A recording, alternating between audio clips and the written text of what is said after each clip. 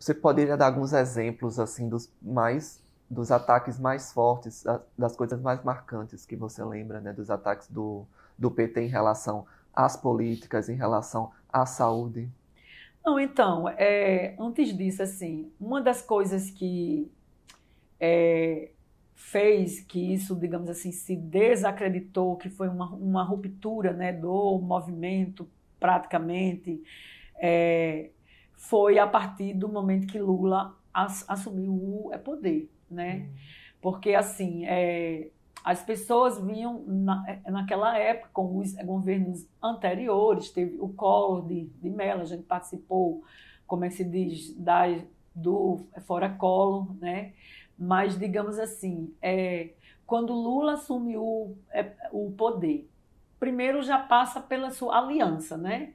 Com o empresário, com o MDB, que era o Ulisses Guimarães, e a primeira medida do Lula é atacar a Previdência, atacar os servidores públicos, né? E que, digamos assim, isso houve um levante, tanto aqui em Natal como no estado todo, no país inteiro, né?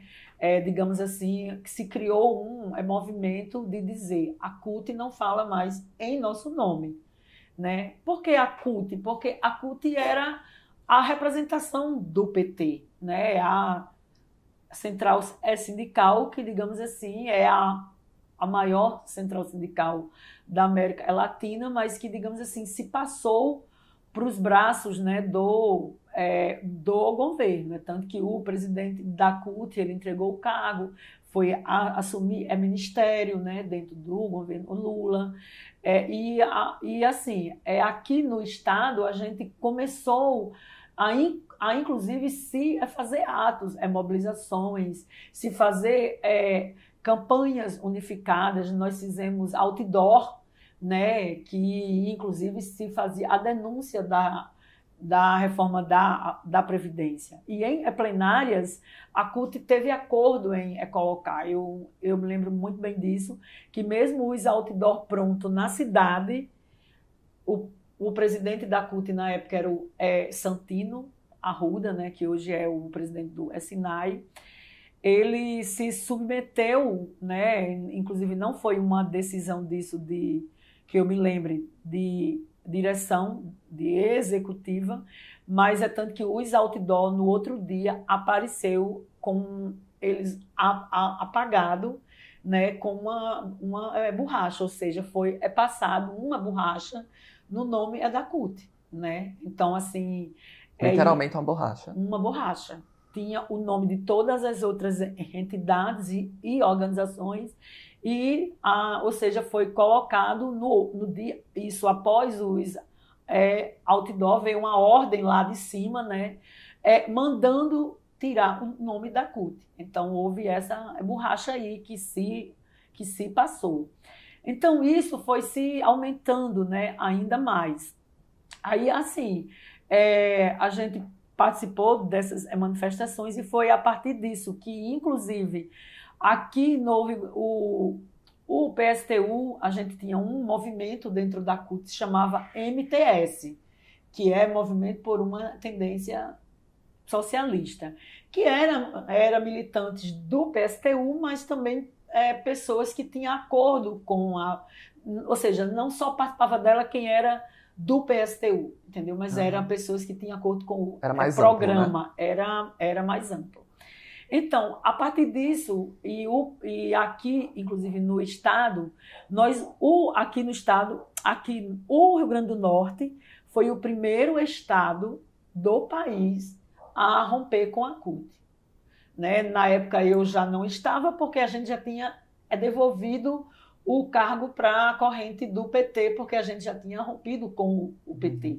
Mas as pessoas do PSTU que estavam na CUT, na época, né, tanto como executiva e direção, entregou os cargos. A gente fez isso em praça pública, né?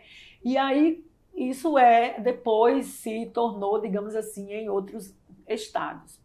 Nós fizemos lutas muito grandes em defesa da saúde, né? digamos assim, lutas onde a gente teve que fazer luta para poder para que a população, inclusive, tivesse acesso a serviços. Eu fui muito perseguida em Mossoró, eu fui transferida, como é que se diz, do Tarcísio Maia, porque a gente fazia uma luta muito grande lá, como inclusive a gente já colocou aqui, de se fechar serviços, de se reduzir, porque era um alto grau de exploração e com isso, assim, a gente entrou em atos, digamos assim, no dia 30, porque em Mossoró tem 2 desfiles que são tradicionais. Tem o dia 7 de setembro, que é durante o dia, que isso tem, né, no país inteiro, e tem o dia 30 de setembro, que é conhecido, né, como a data da abolição da escravatura em Mossoró. E que é um desfile que não é aquela obrigatoriedade de usar a farda da escola, né? Então, nós organizamos um ato e os servidores da saúde entrou em pleno desfile à noite, ou seja, aí ficamos em frente ao palanque das autoridades com faixas, com cartazes, né? Em frente ao governador da época, aos prefeitos. Isso deu uma repercussão na cidade gigante. No outro dia foi o governador para lá se fazer, como é que se diz, uma conversa, audiência, né? E isso, a nossa reivindicação, em parte, foi, que se diz, atendida. Então, assim, o sindicato naquela época estava começando, tinha muitas dificuldades financeiras, a gente não tinha recursos sequer para vir aqui para Natal, né? Muitas vezes a gente vinha de carona mesmo, ia para a estrada, né? Porque hoje a gente não tem nem como estar fazendo isso, né? O grau de violência, de insegurança, né? Digamos assim, a gente não faz isso.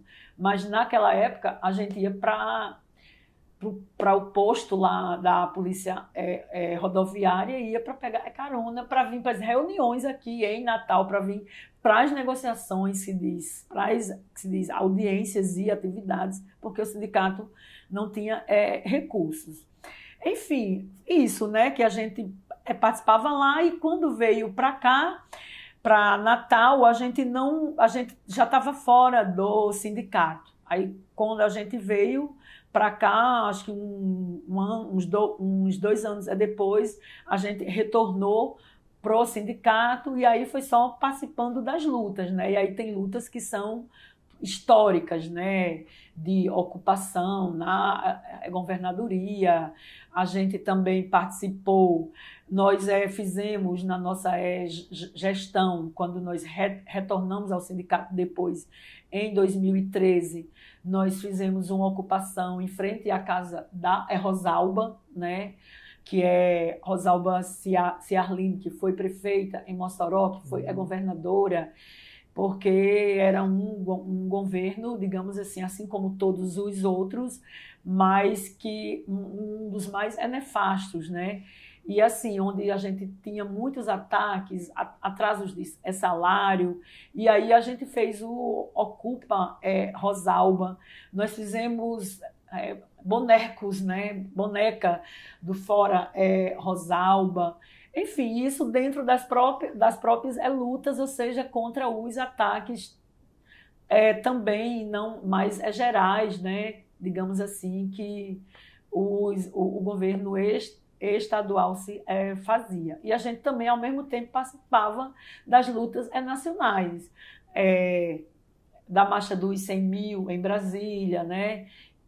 Que teve, ou seja, a gente participou do Encontro Nacional de Luisiânia, que foi onde se fundou a Conlutas. Então, assim, a gente fez várias caravanas, digamos assim, de ônibus a Brasília, né, exatamente para participar dessas lutas.